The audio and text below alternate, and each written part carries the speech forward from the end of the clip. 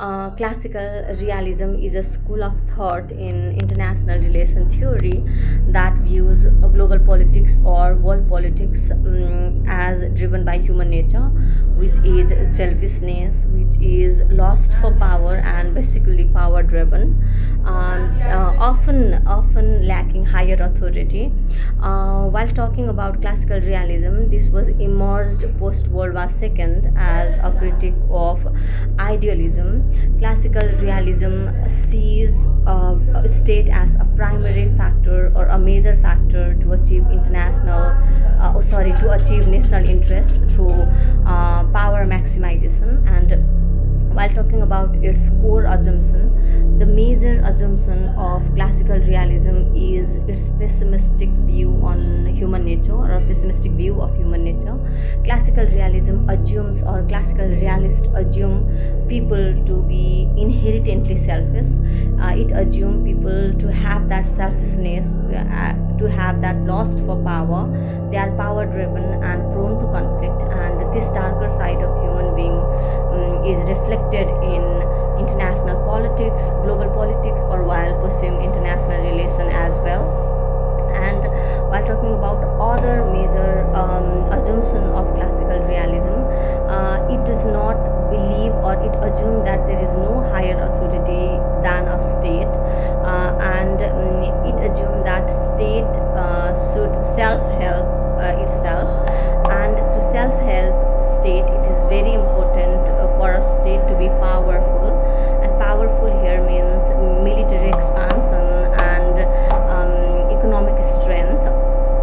It also assumes that conflict is inevitable, because it talks about human nature that is selfish, that is power driven, and while having that selfishness, or while having that lust for power, it is inevitable that conflict occurs or war occurs.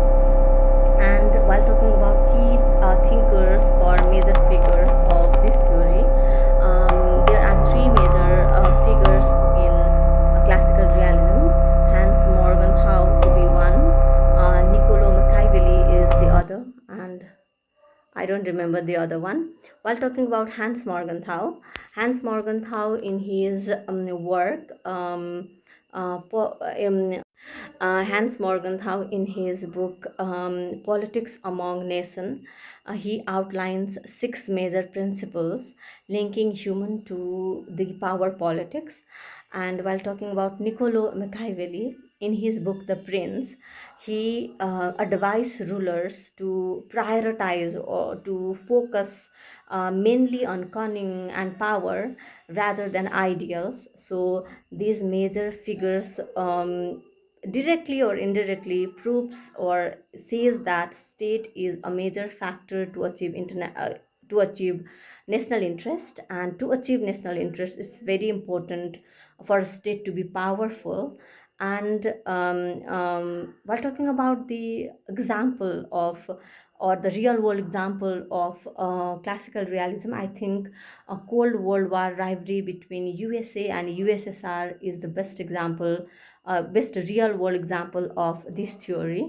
Um, and while talking about the limitation of this theory, of course, this theory, classical realism, has got some limitations, because this theory talks about human nature, talks about power to be the central of the state, power to it talks that power is very important for protecting a country's or a state's sovereignty, for state's security. It often neglects other non-state actors, such as NGOs, INGOs, other multinational corporations, terrorist group, and even individual. So